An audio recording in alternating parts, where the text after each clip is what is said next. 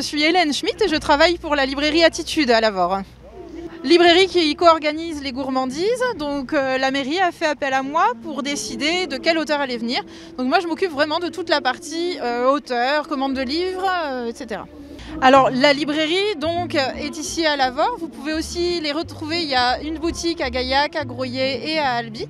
C'est une librairie généraliste, on commande les livres que vous souhaitez et bien sûr on a beaucoup de coups de cœur, dont notamment des coups de cœur avec deux auteurs qui étaient présents ici, Benoît Sévrac et François-Henri Soulier. Alors je suis Benoît Sévrac, auteur de romans policiers, romans noirs, pour les ados et pour les adultes. Pour les ados. Oui, pour les ados aussi, aux éditions Syros et pour les adultes aux éditions de la Manufacture de Livres. Roman noir, c'est-à-dire pas glauque, hein, c'est pas ça que ça veut dire. Hein. Ça veut dire réaliste, avec un fort ancrage d'études psychologiques et sociologiques, ouais. Plutôt qu'une prépondérance donnée à une enquête policière et plutôt qu'un crime fantasmé. Je ne suis pas dans le thriller, je ne suis pas dans le roman à suspense. Hein. Je suis vraiment dans l'analyse sociologique et psychologique des personnages. Ouais. En adulte, mon dernier ouvrage est Le bruit de nos pas perdus, aux éditions donc de la Manufacture de Livres, qui est apparu début septembre 2024. En littérature ado, mon dernier roman s'intitule Les Sœurs Lakota, aux éditions Syros. Il est sorti en 2023. Il sera suivi bientôt, en janvier 2025, de Le Clash, toujours chez Syros, donc toujours en littérature noire ado. François-Henri Soulier, écrivain. J'ai fait beaucoup de théâtre, j'ai fait de la télé et maintenant je fais du roman noir parce que la vie est une tragédie et que pour la rendre habitable, il faut lui mettre un nez de clown. Enfin, j'essaie. Mais je travaille beaucoup sur l'histoire, parce que l'histoire c'est aujourd'hui, nous sommes des personnes historiques, nous ne le savons pas, les gens du futur le sauront et nous considérerons comme tels. Donc l'intérêt de l'histoire c'est de voir comment elle éclaire notre temps présent, parce qu'elle a furieusement tendance à bégayer, les mêmes moteurs se mettent en place tout le temps du point de vue du politique, du point de vue du social, pour dominer, asservir, éventuellement éliminer les gens qui ne nous plaisent pas et particulièrement nos croyances servent très souvent à nous asservir. Donc je travaille beaucoup là-dessus, sur l'idée des croyances, comment elles évoluent, comment elles changent une société, comment elles peuvent basculer sous prétexte de projets magnifiques, en fait trahissent l'humain, trahissent le social au bénéfice de quelques-uns. Voilà, c'est l'essentiel de mon écriture porte sur cette relation entre le passé et aujourd'hui.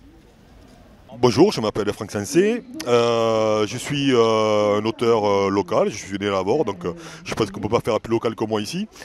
Donc voilà, je suis photographe de métier et la photographie m'a amené à l'écriture, notamment à travers mon voyage aussi. Je me suis, ma conscience écologique s'est un peu éveillée à travers les dégâts dans des pays plus ou moins défavorisés. Et donc c'est un peu les thèmes principaux de mes livres. Là je suis à mon 5e roman. Et chaque fois il y a une thématique un peu écologique dans mes livres. Des fois je m'en moque, des fois j'essaie d'être un peu un lanceur d'alerte. Ma première saga qui s'appelle Equatoria, par exemple, je parlais du réchauffement climatique. Il y a 10 ans que je faisais ce livre, les gens me disaient moi le réchauffement climatique j'y crois pas. Je pense qu'aujourd'hui tout le monde y croit. Et il y en a même qui me disent en fait vous étiez un lanceur d'alerte. Je dis non, je suis juste quelqu'un qui me documente, qui écoute ce que disaient les scientifiques et